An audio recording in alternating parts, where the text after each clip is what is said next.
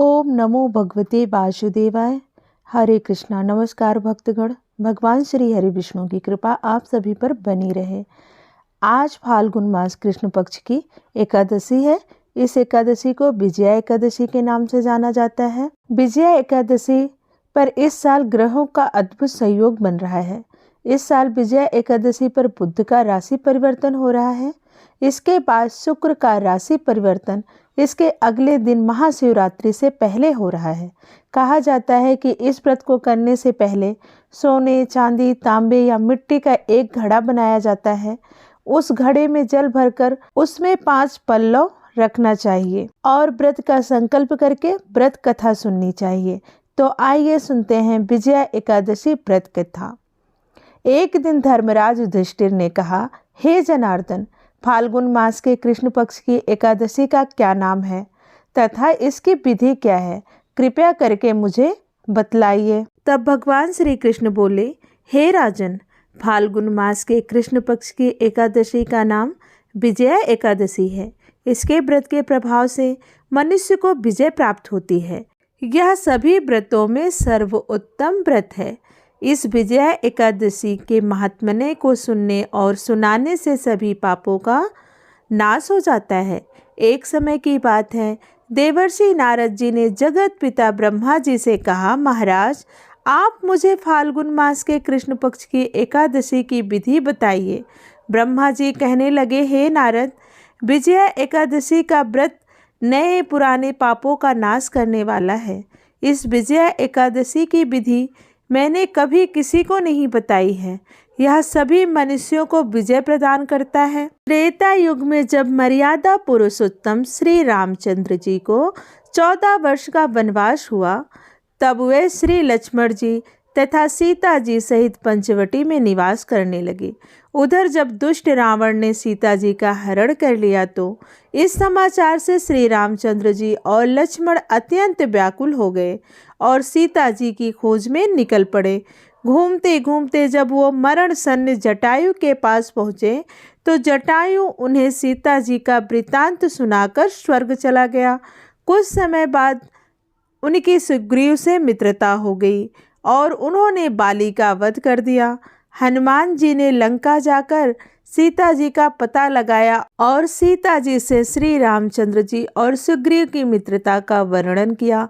वहां से लौटकर हनुमान जी भगवान राम के पास आए और सारा समाचार सुनाया। श्री रामचंद्र जी ने वानर सेना सहित सुग्रीव की संपत्ति से लंका की ओर प्रस्थान किया। जब श्री रामचंद्र जी समुद्र के किनारे पहुँचे तो मगरमच्छ आदि से भरे हुए उस विशाल समुद्र को देखकर उन्होंने लक्ष्मण जी से कहा कि हम इस समुद्र को कैसे पार करेंगे।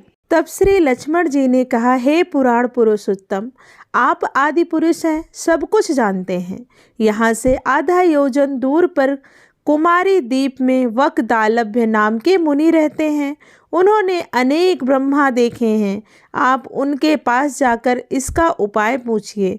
लक्ष्मण जी के इस प्रकार के वचन सुनकर श्री रामचंद्र जी वकदालभ्य ऋषि के पास गए और उनको प्रणाम करके बैठ गए।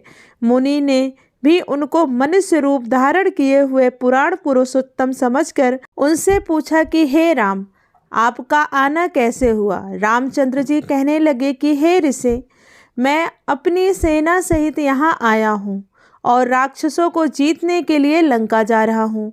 आप कृपया करके समुद्र पार करने का कोई उपाय बतलाइए।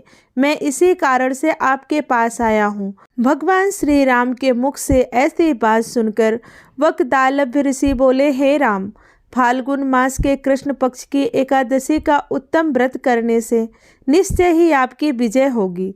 साथ ही आप समुद्र भी अवश्य पार कर लेंगे। इस व्रत की विधि यह है कि दशमी के दिन स्वर्ण, चांदी, तांबा या मिट्टी का एक घड़ा बनाएं। उस घड़े को जल से भरकर तथा 5 पल्लव रखकर वेदिका पर स्थापित करें। उस घड़े के नीचे सतनजा और ऊपर जौ रखें। उस पर श्री नारायण भगवान की स्वर्ण की मूर्ति स्थापित करें। एकादशी के दिन स्नान आदि से निवृत्त होकर धूप, दीप, नैवेद्य, नारियल आदि से भगवान की पूजा करें। और पूजा करने के बाद घड़े के सामने बैठकर दिन व्यतीत करें और रात्रि को भी उसी प्रकार बैठे रहकर जागरण करें। द्वादशी के दिन नित्य नियम से निवृत्त होकर उस घड़े को ब्राह्मण को दे दें। हे राम, यदि तुम भी इस व्रत को सेनापतियों सहित करोगे तो तुम्हारी विजय अवश्य होगी। श्री रामचंद्र जी ने ऋषि के कथन अनुसार इस व्रत को किया और इस व्रत के प्रभाव से दैत्यों पर विजय पाई। अतः हे राजन, जो कोई मनुष्य विधि पूर्वक इस व्रत को करेगा, दोनों लोकों में उसकी अवश्य विजय होगी। श्री ब्रह्मा जी ने नारद जी से कहा था कि हे पुत्र, जो कोई इस व्रत के महात्म्य को पढ़ता या सुनता है उसको वाजपेय यज्ञ का फल प्राप्त होता है। प्रेम से बोलिए श्री हरि विष्णु की जय। एकादशी मैया की जय। आइए जानते हैं एकादशी का महात्म्य और पूजन विधि। फाल्गुन मास की एकादशी विजय एकादशी के नाम से जानी जाती है। इस व्रत का उल्लेख पद्म और स्कंद पुराण में मिलता है। नाम के अनुसार ही इस एकादशी का व्रत करने वाला सदा विजयी रहता है। प्राचीन काल में कई राजा महाराजा इस व्रत के प्रभाव से अपनी निश्चित हार को भी जीत में बदल चुके हैं। ऐसी मान्यता है कि भगवान श्री राम ने रावण से युद्ध करने से पहले अपनी पूरी सेना के साथ इस व्रत को किया था। विजय एकादशी के श्रवण मात्र से ही व्यक्ति के समस्त पापों का नाश हो जाता है, साथ ही आत्मबल बढ़ जाता है। विजय एकादशी व्रत करने वाले साधक के जीवन में शुभ कर्मों में वृद्धि, मनवांछित फलों की प्राप्ति होती है और कष्टों का नाश होता है। जो भी साधक इस एकादशी का व्रत विधि विधान से सच्चे मन से करता है, वह भगवान विष्णु का कृपा पात्र बन जाता है। अगर आप एकादशी का व्रत रख रहे हैं तो इस एकादशी को निराहार रखें। जल और अन्न दोनों का सेवन न करें। लेकिन अगर जल और अन्न के बिना नहीं रह सकते तो फलाहार कर सकते हैं और जल भी पी सकते हैं। बालक, वृद्ध और रोगी व्रत ना करें। चावल ना बनाएं और ना खाएं। इस दिन किसी भी तरह के झूठ ना बोलें और हिंसा ना करें। मन, वचन और कर्म से किसी को परेशान ना करें। किसी जरूरतमंद और गरीब की मदद करें, उसे भोजन कराएं। आइए अब जानते हैं पूजन विधि। इस दिन भगवान विष्णु की मूर्ति स्थापित कर उनकी धूप, दीप, पुष्प, चंदन, फूल, तुलसी आदि से आराधना करें, जिससे कि समस्त दोषों का नाश हो और आपकी मनोकामनाएं पूर्ण हो सके। भगवान विष्णु को तुलसी दल अत्यधिक प्रिय है, इसलिए इस दिन तुलसी को आवश्यक रूप से पूजन में शामिल करें। भगवान की व्रत कथा का श्रवण और रात्रि में हरिभजन करते हुए उनसे अपने दुखों का नाश करने की प्रार्थना करें। रात्रि जागरण का पुण्य फल आपको जरूर ही प्राप्त होता है। व्रत धारण करने से एक दिन पहले ब्रह्मचर्य धर्म का पालन करते हुए व्रती को सात्विक भोजन ग्रहण करना चाहिए। आइए जानते हैं एकादशी व्रत का पारण किस मुहूर्त में होगा और कैसे करें। इस बात का ध्यान रखें कि एकादशी व्रत का पारण कभी भी अन्न से नहीं होता है। हमेशा फल खाकर ही व्रत खोलना चाहिए। साथ ही एकादशी व्रत का पारण हमेशा अगले दिन द्वादशी तिथि पर ही किया जाता है। एकादशी की शाम व्रत खोलने से वह अपूर्ण हो जाता है। विजय एकादशी व्रत का पारण करने का शुभ मुहूर्त होगा 6 मार्च को। विजया एकादशी का व्रत रखने वाले गृहस्थ जनों के लिए पारण का समय होगा 7 मार्च की दोपहर 1:49 से लेकर 4:11 बजे तक रहेगा।